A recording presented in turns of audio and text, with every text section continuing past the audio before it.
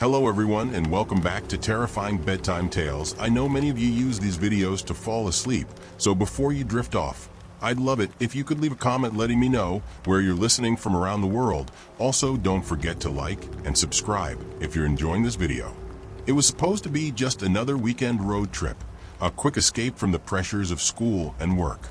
A group of friends, Emma, Jake, Sarah, and Tom, had decided to venture out into the countryside, seeking the peace and tranquility that only nature could offer. They had heard rumors about a haunted road, an old, forgotten highway that twisted through the dark woods, but none of them took it seriously. Ghost stories were just that, stories. They set off late in the afternoon, with the sun beginning to dip below the horizon, casting a warm golden glow across the land. They drove along the winding roads, laughter filling the car as they joked about the ghostly rumors. Sarah, the skeptic, laughed the loudest, dismissing the tales of the haunted road as nothing more than local folklore. Who in their right mind would believe that nonsense? She laughed, glancing out the window at the sprawling fields. I don't know, Jake grinned, glancing at Tom. I think it would be fun to check it out. Fun? Emma raised an eyebrow. You're not seriously suggesting we drive down that road, are you? Oh, come on, Jake said. We're already this close. Why not just see it for ourselves? After some convincing, they all agreed, and they turned off the main road onto a narrow gravel path that led deeper into the woods. As the sun finally dipped below the horizon, the forest around them seemed to close in. The trees towered above, their branches reaching out like bony fingers. The air grew colder, and the laughter in the car started to fade as an uneasy tension settled in. The road was long and unkempt, with weeds creeping up from the edges and old, decaying signs that had long since lost their color. As they drove on, the eerie stillness of the place made it feel as if they were the only ones left in the world. Okay, this is getting weird, Sarah muttered, her voice quieter now. We should turn back. Relax, Jake said, his voice far too calm for the situation. It's just an old road. What's the worst that could happen? Suddenly, the car's headlights flickered and the engine sputtered. The sound of the car jerking and stalling was like a gunshot in the silence of the woods. Emma, sitting in the passenger's seat, gasped. What the hell? Did you feel that? I didn't do anything, Jake said, fiddling with the keys, but the car refused to start. They were dead in the middle of nowhere, with no cell service and no sign of civilization in sight. Perfect, Tom said with a sigh. We're stranded. The air grew even colder, and the only sound was the occasional rustle of leaves in the wind. The car's headlights cast long, distorted shadows on the road, making everything seem twisted and unnatural. Maybe we should walk to the nearest town, Emma suggested, her voice trembling slightly. It's not too far, right? Jake stared out the window, eyes narrowing. I think I saw something. Stop it, Jake, Sarah snapped. You're freaking everyone out. But Jake wasn't looking at them. His gaze was fixed on something just ahead. In the distance, at the edge of the trees, there was a figure, a tall, gaunt figure with a wide-brimmed hat.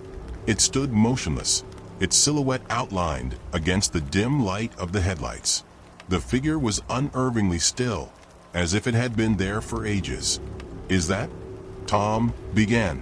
I'm not waiting to find out, Emma said, her voice sharp with fear. Let's get out of here.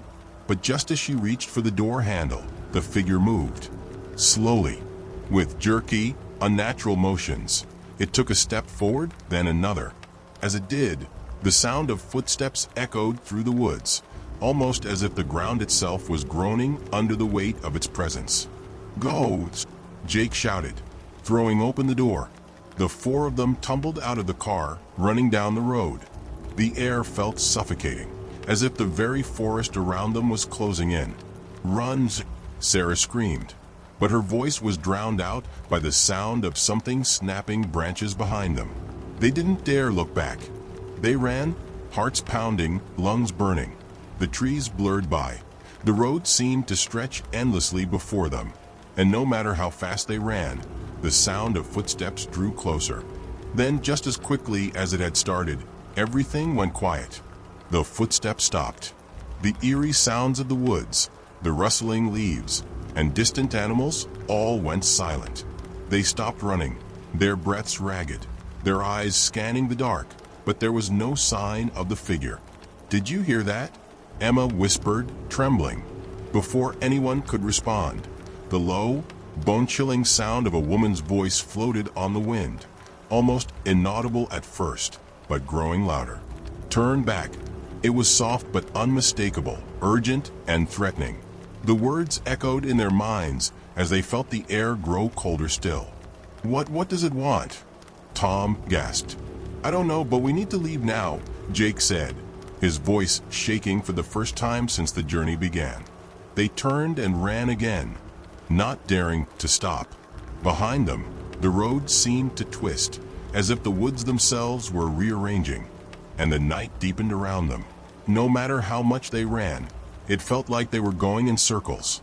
Eventually, after what felt like hours, they stumbled upon a small clearing where an old, rusted sign stood, "Welcome to Wind Hollow." They had passed this town looked like the same place anymore. There was no town here, just a broken, forgotten road that led to nothing but shadow. They turned back, but the haunted road was gone. All that remained was the endless forest, stretching out in every direction. The next morning, the friends woke up in the car, parked at the edge of the road, with no memory of how they'd gotten there. The sun was high in the sky, and the forest was quiet, but something had changed. They could still feel it, an unease, like the woods were watching them. They never spoke of the haunted road again, but no matter where they went, the shadow of that dark, twisted path followed them, lurking just beyond the corner of their minds, waiting for the night to fall once more. And every year at midnight, a cold wind blew through the trees, whispering, "Turn back." The weeks passed, and the eerie feeling lingered. Emma, Jake, Sarah, and Tom tried to move on, but the haunting memories of that night never truly faded. They all went about their lives, but something was different. They couldn't shake the sensation that the night they'd spent on the haunted road had left a permanent mark on them. At first, it was small things. Emma would wake in the middle of the night, heart pounding, as though someone was standing at the foot of her bed. But when she opened her eyes, no one would be there. Jake started having vivid dreams, nightmares really, of the figure from the woods. It stood in the shadows, its face obscured, but its eyes glowed like embers, following him wherever he went. Sarah, the skeptic, was the first to start breaking down. She was no longer able to shake the feeling that something was following her. It wasn't just the shadows that seemed to watch her from the corners of her room, but strange occurrences too. Objects in her apartment moved when no one was around, and every time she closed her eyes, she could hear the same soft whisper, "Turn back." Tom wasn't doing any better. The road had left a physical mark on him. He began noticing strange scars on his arms and neck, thin, claw-like scratches, as though something had reached out and touched him in the dark. He tried to ignore them, but the more he covered them up, the more they seemed to multiply. Despite their best efforts to dismiss what had happened, the road was still there, lurking at the edge of their minds. Then, one fateful evening, they were all together again at Emma's apartment. It had been months since the incident, and they were finally ready to confront what had happened, whether they were prepared or not. "I think we need to go back," Jake said, his voice barely above a whisper. Sarah shot him a sharp look, her eyes wide. "Are you out of your mind? After everything we've been through? No way." "I know," Jake said, "but it's like something's calling us back. I can't explain it, but it's pulling me. It's like we never left. It's not over." Emma and Tom exchanged uneasy glances. They both knew the truth. There was something they hadn't fully understood about that road, about the thing they had encountered in the woods. It wasn't just a ghost story or a trick of the mind. It was real. "We're not going alone," Tom said, his voice grim. "If we're going back, we do it together. No more half measures." And so, under the pale light of a full moon, they set off again, determined to confront whatever had been haunting them. They found the same road, twisted and forgotten as it had been months ago. The same dense trees, their branches thick with darkness, stretched out overhead. The air was cooler now, and the world around them felt hushed, as though even the earth itself was holding its breath. They drove along the familiar path, the headlights casting long shadows across the decaying road. As they got deeper into the forest, the memories of that night rushed back, flooding their minds. "Something's not right," Sarah whispered, her voice trembling.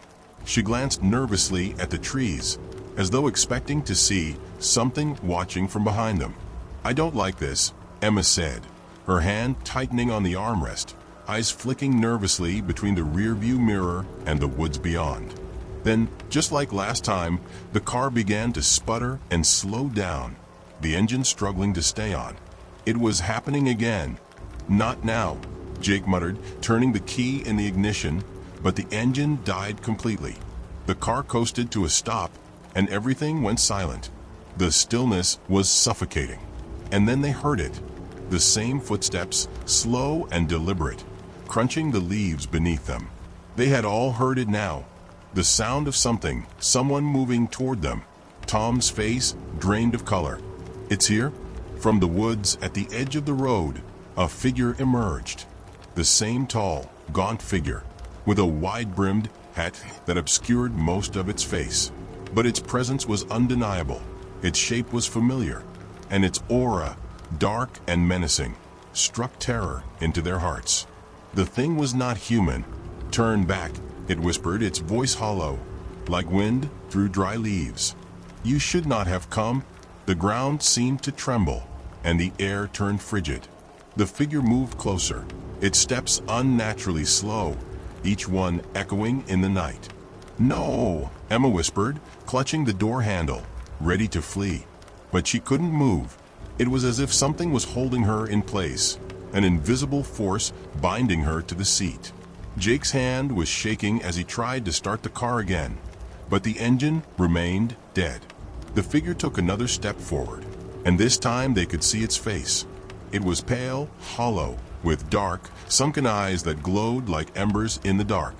Its mouth opened, revealing jagged teeth, sharp as bone, and it spoke once more. "You have awakened the curse." Suddenly, the ground beneath them cracked open with a deafening roar. The trees shook violently, as if the earth itself was coming apart. They heard whispers, thousands of whispers rising from the cracks, chanting words they couldn't understand. The air turned thick, suffocating, and the shadows grew long, reaching toward them, clawing at their skin. "We need to leave," Sarah cried out, panic rising in her voice. But it was too late. The figure stepped closer, and the earth began to swallow the road, pulling them into the darkness of the woods. The car shook violently, as if it, too, was being dragged into the abyss. Their screams were drowned out by the overwhelming noise, the shrieks, the whispers, and the roar of the forest itself. And then, just as suddenly as it had all started, the world went silent. When the first light of dawn broke through the trees, the haunted road was gone. There was no sign of the friends, no car, no trace of the terror that had once consumed them. The forest stood still, as if nothing had ever happened. But those who dared drive that road again would tell the same tale. They would find nothing but an empty, forgotten path, overgrown, abandoned and waiting. For the road never truly ends. It only waits for those who are foolish enough to return. And the curse it endures. Weeks passed after that fateful night. The town near the haunted road began to talk about the strange occurrences. Locals whispered about the 4 friends who had disappeared, as if swallowed by the earth. People began to notice odd things happening near the forest's edge. The wind would pick up unexpectedly, and the trees would creak in unnatural ways, as though the woods were alive, watching. But for those who lived nearby, the story wasn't new. The haunted road had claimed people before. It was an old, forgotten place, a road that seemed to exist only in the shadows of the past. Those who had gone there, willingly or not, never returned. The legend had spread through generations, but now, with the disappearance of Emma, Jake, Sarah, and Tom, it seemed that the curse had grown more powerful, its grasp even more insidious. One chilly autumn evening, a new visitor arrived in town. Mark was a seasoned traveler, someone who had heard the rumors of the haunted road and scoffed at them. He had always found solace in the unknown, seeking out forgotten places and uncovering their mysteries. The disappearance of the four friends was the kind of story that intrigued him, not as a warning, but as a challenge. He had no intention of leaving until he had seen the haunted road for himself. Mark checked into a small, weather-beaten inn on the outskirts of town. The elderly innkeeper, a woman named Agnes, warned him against visiting the road. Her voice trembled as she spoke, and she seemed to be hiding something. But Mark dismissed her concerns as superstition. "People disappear out there," she said quietly, as though the very mention of the road could summon something dark. "You should stay away, son. It's better not to know." But Mark was determined. After an hour of quiet conversation with the locals at the inn's bar, he learned enough about the road's history, about the strange disappearances, the eerie figure that haunted the woods, and the whispers that called out to those who ventured too deep. That night, as darkness settled over the town, Mark set out toward the infamous road, his flashlight flickering in the cold, damp air. The town was eerily silent, and the streets seemed to empty as soon as he left, as if the inhabitants knew the danger and had wisely stayed indoors. The road was where it was said to be, just past a dilapidated sign that had been overrun by ivy and moss. As Mark crossed onto the gravel path, the air grew colder, a biting chill that made him shiver. The moon was barely visible through the dense trees, casting strange shadows on the winding road ahead. He laughed at himself for feeling uneasy. "It's just a road," he told himself. "Just another spooky story to pass the time." But as he walked deeper into the woods, something changed. The silence was no longer peaceful. It was oppressive, suffocating, like the world itself had been pressed into a void, where no sound could escape. Then he heard it, the faintest of whispers, as if someone was calling his name. "Mark." The voice drifted on the wind. He froze, his heart pounding in his chest. The voice was soft, almost pleading, and yet there was an underlying tone of malice, a desperation that unsettled him. "Who's there?" Mark called out into the dark, his voice shaking slightly. There was no response, only the creaking of trees as the wind shifted. He took another step forward, but then something caught his eye, a faint, flickering light in the distance. It was dim, but unmistakable, like the glow of a lantern moving through the woods. "Hello!" Mark shouted again, his pulse quickening. "Is someone there?" The light moved closer, and Mark took a hesitant step toward it. The beam of the lantern illuminated an old wooden sign, barely visible in the gloom. It read, "Wind Hollow." How was that possible? Mark thought. He had passed the sign for the town on his way in, but it had been miles away. He couldn't have walked that far, could he? His thoughts were interrupted as the light grew brighter. The figure holding it emerged from the shadows, and Mark's breath caught in his throat. It was an old man, hunched and frail, with a long, scraggly beard and tattered clothing. His eyes were wide and glassy, hollowed out as though he had not seen a living soul for years. "Are you lost?" the man asked in a rasping, cracked voice.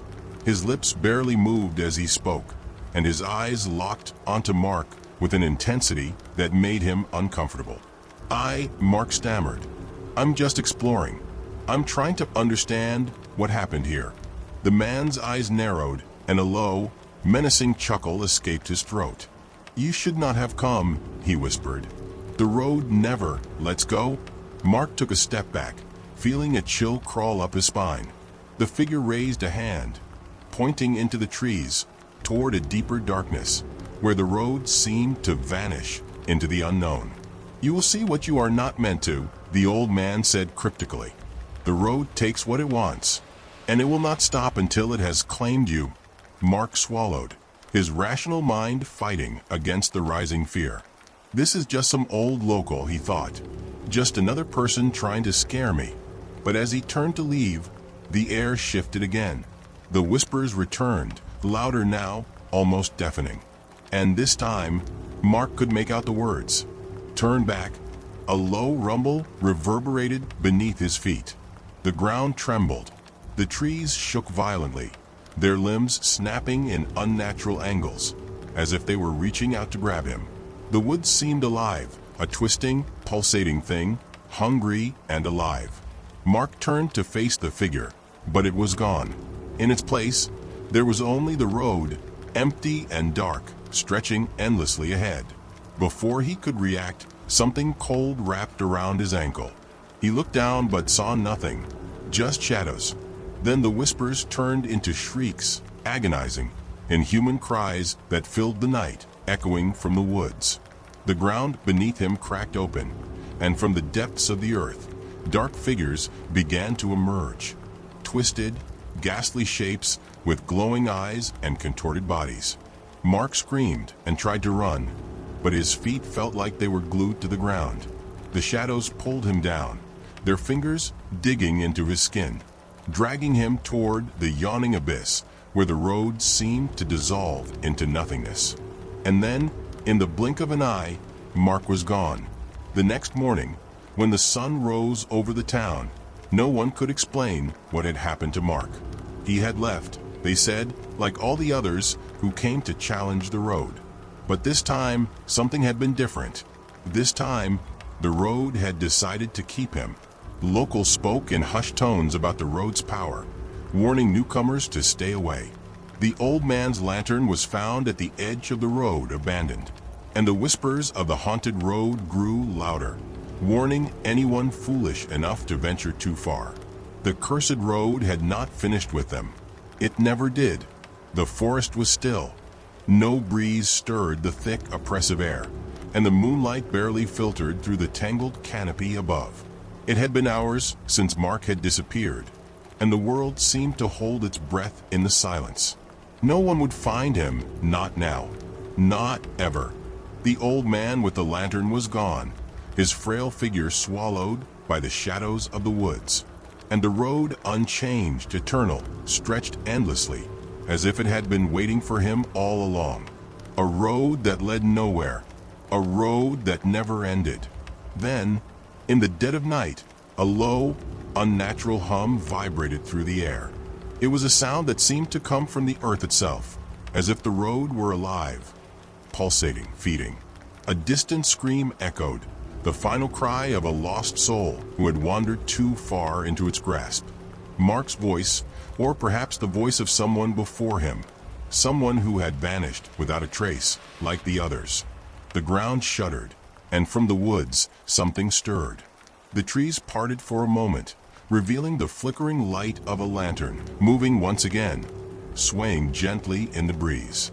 But there was no old man, no figure to carry the light. It was the lantern itself, glowing with an eerie, unnatural light. It hovered in the air, drifting over the cracked earth, casting its ghostly glow over the twisted road that had already swallowed so many. As the lantern moved forward, it cast its light on the silhouette of a figure emerging from the trees. Mark stood there, or something that looked like Mark. His eyes were wide and hollow, his face gaunt and pale, like a man who had not seen the sun for years. His clothes were torn, stained with the dirt of the forest. He didn't speak. His lips were frozen, his mouth locked in an eternal scream that would never be heard. Mark's body was no longer his own. The road had taken him, and now it was using him to claim more. Behind him, the trees shook again, their shadows darkening. The whispers that had been haunting the woods turned into guttural growls, the voices of the road itself, hungry and angry. As the lantern floated past him, Mark slowly turned his head, his movements stiff and jerky. His eyes flicked toward the road, toward the distant trees, toward the endless void where the path twisted beyond reason. "Come," he whispered, his voice barely a breath. "It's not over. You'll be next." The words hung in the air, suffocating, as the trees creaked and groaned. Mark's figure stepped forward, but it wasn't him anymore. It was the road, its curse, its hunger, manifesting in the flesh of a man who had been consumed. His body was a vessel for the road's dark will. And then, just as the lantern flickered out, Mark's figure vanished into the woods, absorbed by the night, disappearing once more into the darkness, where the road never ended. The forest fell silent again, its hunger momentarily satisfied. But the road still waited,